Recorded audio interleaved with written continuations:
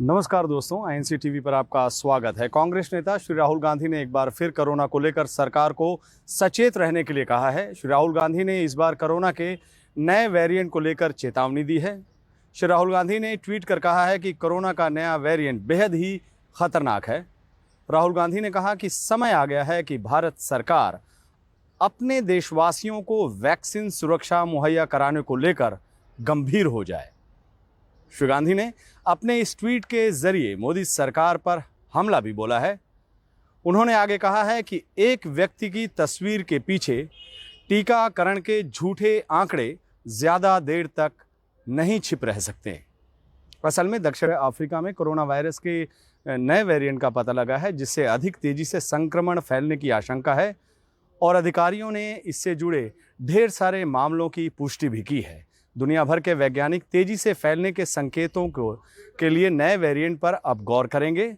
दक्षिण अफ्रीका के राष्ट्रीय सार्वजनिक स्वास्थ्य संस्थान national institute for communicable disease यानी NICD ने पुष्टि की है कि दक्षिण अफ्रीका में B1.1529 का पता चला है और जीनोम अनुक्रमण के बाद B1.1529 के तकरीबन 22 मामलों की पुष्टि हुई है। बताया जा रहा है कि यह वेरिएंट डेल्टा और डेल्टा प्लस से भी ज़्यादा खतरनाक है।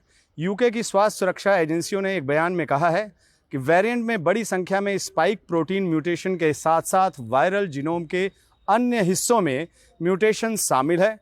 यह संभावित रूप से जैविक रूप से महत्वपूर्ण म्यूटेशन है जो टीके, उपचार और ट्रांसमिशन के संबंध में वायरस के व्यवहार को बदल सकते हैं। So today, WHO's Technical Advisory Group on Virus Evolution met to discuss the variant B11529, to discuss what we understand about this variant and if it should be classified as a variant of interest or a variant of concern. Based upon the information that we have, particularly from South Africa, they have advised WHO that this variant should be classified as a variant of concern. So today we are announcing B11529 as a variant of concern named Omicron. So Omicron, B11529, is named as a variant of concern because it has some concerning properties. This variant has a large number of mutations, and some of these mutations have some worrying characteristics. Right now, there are many studies that are underway. There's a lot of work that is ongoing in South Africa and in other countries to better characterize the variant itself in terms of transmissibility, in terms of severity, and any impact on our countermeasures like the use of diagnostics, therapeutics, or vaccines. So far, there's little information, but those studies are underway. So we need researchers to have the time to carry those out, and WHO will inform the public and our partners and our member states as soon as we have more information. Once a variant is classified as a variant of concern, it's really important that we have good SARS-CoV-2 surveillance around the world, including better genomic sequencing, because we want to be able to detect this variant where it is circulating. It's also really important that studies are undertaken in the field to look at any clusters, and also the studies that are needed in the lab to look to see if there's any changes in severity, any changes in our impact on diagnostics, therapeutics, or vaccines. The Technical Advisory Group for Virus Evolution will be meeting regularly about Omicron. It will take days to weeks for some of these studies to be undertaken. It's really important that these studies are done, and they're done comprehensively. As soon as we have more information, we will make that information public. But it's important to know that there's a lot that you can do to keep yourself and your loved ones safe. We understand that people are concerned. The good thing is that we have monitoring systems around the world to detect these variants very quickly. This variant was detected a few weeks ago, and already scientists are sharing research with us, information with us, so that we can take action. What's really important as an individual is to lower your exposure. The measures, these proven public health measures, have never been more important. Distancing, wearing of a mask, making sure that it's over your nose and mouth with clean hands, making sure you avoid crowded spaces, be in rooms where there's good ventilation, and when it's your turn, get vaccinated. दोबारा आते हैं श्री राहुल गांधी पर। उन्होंने कहा है कि Covid मृतकों के परिवारों की कहानियां सच्ची हैं, उनका दुख दर्द सच्चा है, सरकार के आंकड़े झूठे हैं, सच्चे आंकड़े बताने होंगे और मुआवजा भी देना होगा। आइए सुनाते हैं जो श्री राहुल गांधी ने ट्वीट कर वीडियो दिया है।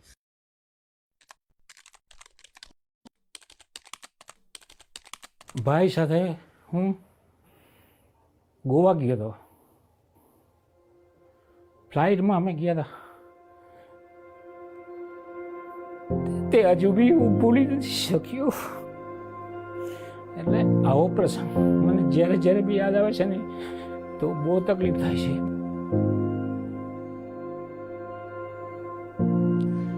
गुजरात मॉडल की बहुत चर्चा होती है. हमने जिन परिवारों से बात की सब ने यह कहा कि कोविड के समय ना उनको हॉस्पिटल बेड मिला, ना उनको ऑक्सीजन मिला, ना उनको वेंटिलेटर मिला. નજીકની હોસ્પિટલમાં અમે લોકોએ બહુ ટ્રાય કરી, બધી હોસ્પિટલમાં પણ બેડ ખાલી ન હોવાના લીધે સરકારી હોસ્પિટલ વલસાડ અમે લોકો રાત્રે 12 વાગે લઈ ગયા તો તે ટાઈમે ભાઈને સંક્રમિત થઈ ગયા. એટલે ભાઈનું શું થયું કે એમને પોઝિટિવ તપાસ કરી, રિપોર્ટ કર્યા તો પોઝિટિવ આવ્યો. ડૉક્ટરે મને પોતે જાતે હોસ્પિટલ પર બોલાવીને મને વાત કરી કે ભાઈ તમારા ભાઈને તકલીફ ઘણી છે તો એને વેન્ટિલેટરની જરૂર પડશે, તો વેન્ટિલેટર માટે તમે ક્યાંક સગવડ કરો એમ. મુખ્યમંત્રી એમ કહેતા હતા કે વેન્ટિલેટર બહુ બધા આપ્યા છે, તો આપેલા હોત તો વલસાડ જિલ્લામાં કેટલા વેન્ટિલેટર હતા? એ લોકોએ જવાબ આપ્યો સરકારે. હું પોતે જાતે જાણું છું કે વેન્ટિલેટર હોતે તો મારો ભાઈ અત્યારે સહી સલામત હોતે. गुजरात की सरकार कहती है कि कोविड के कारण 10,000 लोगों की मृत्यु हुई है गुजरात में. हमने कांग्रेस पार्टी के कार्यकर्ताओं को घर घर भेजा और सच्चाई गुजरात की यह है 3 लाख लोग कोविड के कारण मरे हैं. ऑफिशियल रिकॉर्ड में गुजरात की सरकार कहती है 10,000, सच्चाई 3 लाख. ધરમપુર તાલુકાની વાત કરું તો મિનિમમ 2,000થી નીચે માણસો નથી મળ્યા. મારા ગામની વાત કરું તો 35થી 40 માણસો મર્યા છે. દરેક તાલુકામાં દરેક ગામમાં 15-20 માણસ કોરોનાથી મર્યા છે. 50 લાખ લાઈનમાં કવર પહેરાવીને જે એ લોકોએ રાખી હતી એમાં તમને વાત કરું તો 50 લાખમાંથી આપણે જે મારા ભાઈની લાશ ઓળખવી તો કેવી રીતે ઓળખવું એવી તકલીફ હતી. सरकार का काम जनता की रक्षा करने का होता है. सरकार टैक्स लेती है. हम चाहते हैं कि जिनके घर में कोविड के कारण किसी की भी मृत्यु हुई उसकी सच्चाई निकले और उन लोगों को सही कॉम्पनसेशन दिया जाए.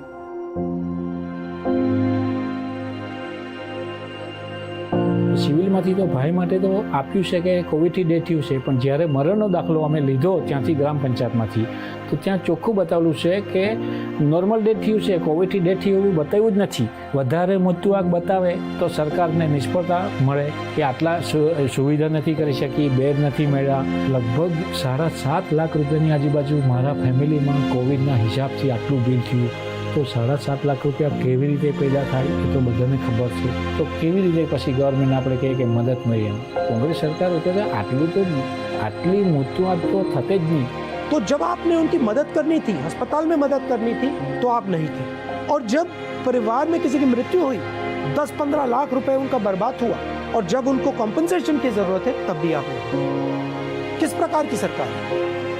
જે લોકો કોવિડથી સંક્રમિત થયા અને હોસ્પિટલમાં રહ્યા 2-2 લાખ રૂપિયા કે 3-3 લાખ રૂપિયા બિલ થયું, એમને 50% બી ગવર્મેન્ટે ફંડ આપેલો હોત તો અમને બહુ ઘણી રાહત હોત, પણ એવું કોઈ સુવિધા નથી મળી અમને.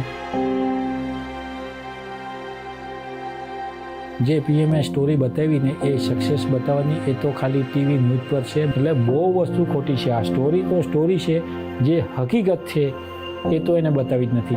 दुख में हम आपके साथ खड़ा होना चाहते थे और आपको भरोसा दिलवाना चाहते थे कि आपके साथ हम सब हैं और घबराने की कोई जरूरत नहीं. हिंदुस्तान में लाखों परिवार हैं जिनके माता पिता भाई बहन की मृत्यु हुई, वो वापस नहीं आएंगे. मगर एक बात याद रखिए, कांग्रेस पार्टी अपना पूरा दम लगाकर उन परिवारों को 4 लाख रुपए का कॉम्पनसेशन दिलवाएगी.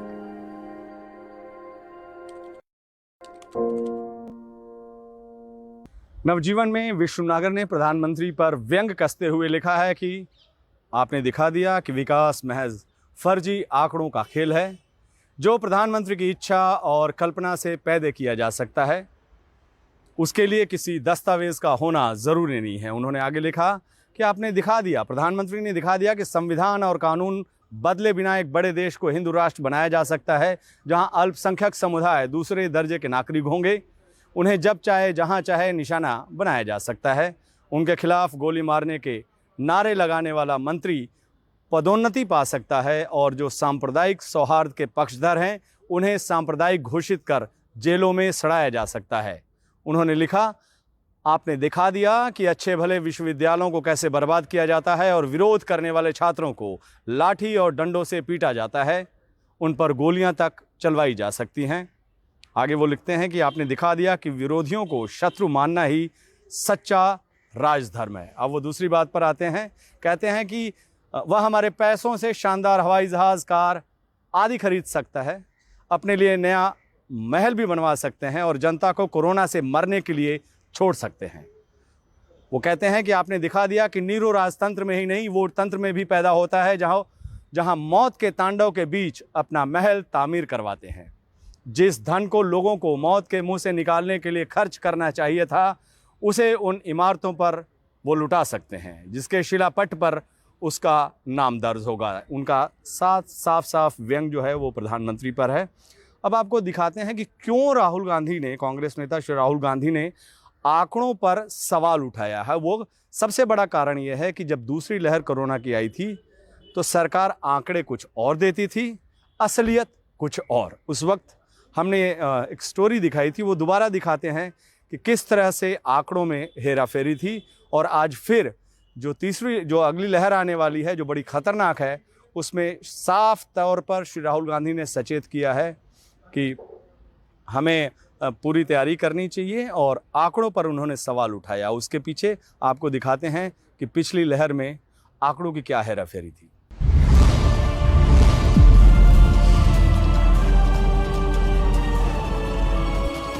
नमस्कार, आप देख रहे हैं आईएनसी टीवी। मैं हूं भूपेंद्र नारायण सिंह। उत्तर प्रदेश के मुख्यमंत्री का कार्यालय कोविड से हो रही मौतों का गलत आंकड़ा दे रहा है। संकट के समय नेताओं को सत्यता और सही आचरण का उदाहरण पेश करना चाहिए ताकि लोग उन पर भरोसा कर सकें। दोस्तों, कांग्रेस महासचिव श्रीमती प्रियंका गांधी वाड्रा ने ये बात 8 अप्रैल को कही थी। तब योगी आदित्यनाथ के बचाव में उतरी यूपी सरकार और उनकी पार्टी ने प्रियंका गांधी के आरोप को खारिज कर दिया था, लेकिन अब प्रियंका गांधी की इस बात पर मुहर लगा रही है। पूरे देश और खासकर उत्तर प्रदेश में जिस तरह आंकड़ों की हेराफेरी करके कोविड संकट को कम करके बताया जा रहा है, उसकी पूरी दुनिया अब आलोचना कर रही है। दुनिया की सबसे विश्वसनीय अखबारों में शुमार न्यूयॉर्क टाइम्स की खबर देखिए। यह डेटा का पूरी तरह कत्ल है। हमने जो भी मॉडलिंग की है उसके आधार पर हम मानते हैं कि मौतों की सही संख्या उससे 2 से 5 गुनी ज़्यादा है जो हमें बताई जा रही है। मिशिगन यूनिवर्सिटी के महामारी एक्सपर्ट भ्रमर मुखर्जी भारत के कोविड संकट पर नज़र जमाए बैठे हैं। उन्हीं के हवाले से न्यूयॉर्क टाइम्स ने कोविड से हो रही मौतों को लेकर सरकार के सफ़ेद झूठ का पर्दाफाश किया है। अखबार के शब्दों पर गौर कीजिए। यह डेटा पूरी तरह कत्ल है। हेराफेरी, फर्जीवाड़ा, धोखाधड़ी, जालसाजी जैसे शब्द छोटे पड़ गए।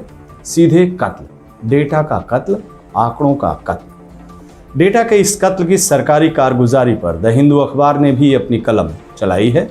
अखबार के मुताबिक 16 अप्रैल को गुजरात सरकार ने अपने हेल्थ बुलेटिन में कोविड से 78 मौतों की जानकारी दी थी, लेकिन उसी दिन यानी 16 अप्रैल को गुजरात के 7 शहरों अहमदाबाद, सूरत, राजकोट, बड़ोदरा, गांधीनगर, जामनगर और भावनगर में कोविड-19 प्रोटोकॉल्स का पालन करते हुए 689 शव का अंतिम संस्कार हुआ था।